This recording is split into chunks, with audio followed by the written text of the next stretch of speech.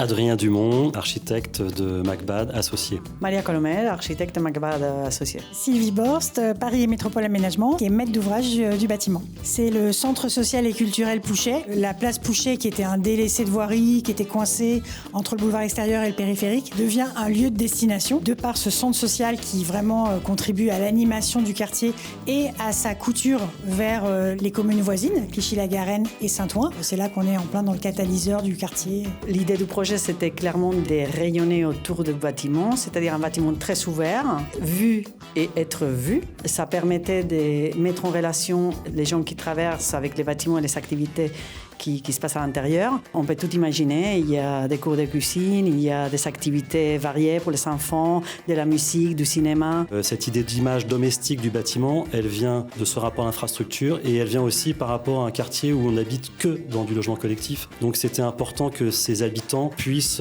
être attirés par simplement cette forme. D'une manière générale, nous, on est fiers du résultat obtenu en tant que maître d'ouvrage. Voilà, et on est venu avec plaisir pour défendre et présenter ce projet.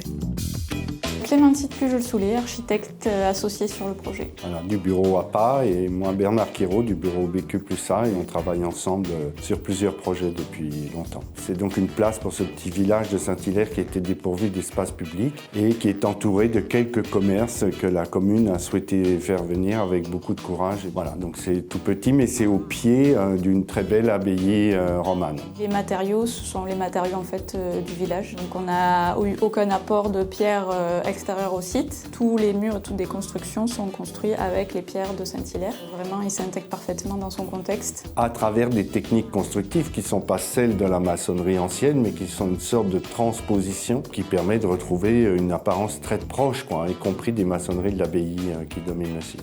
C'est un plaisir de voir un maire qui veut à ce point offrir un espace public à ses citoyens. Et là, je trouve qu'on a eu la chance d'avoir une municipalité qui voulait vraiment cet espace public et qui nous a fait entièrement confiance.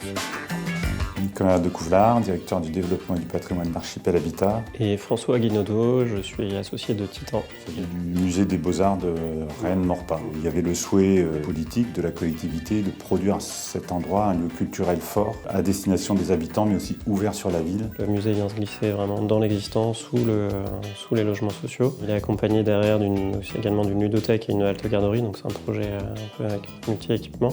On est sur une construction des années 60, et donc on s'est approprié ces volumes, ce dessin qui était à premier abord très contraignant, et en fait on a un peu retourné ces contraintes à l'avantage du projet en adaptant la fonction du musée, notamment à ses formes architecturales, à ses volumes. Sans faire d'extension, on est resté vraiment dans le volume bâti d'origine, mais en allant chercher des loggias, des patios qu'on a couverts ou fermés pour regagner de la surface et correspondre aux nouveaux usages. Les Rennais viennent visiter ce musée et les habitants du quartier le pratiquent. Voilà, on a cette grande satisfaction que c'est un musée qui a été voulu aussi pour les habitants du quartier.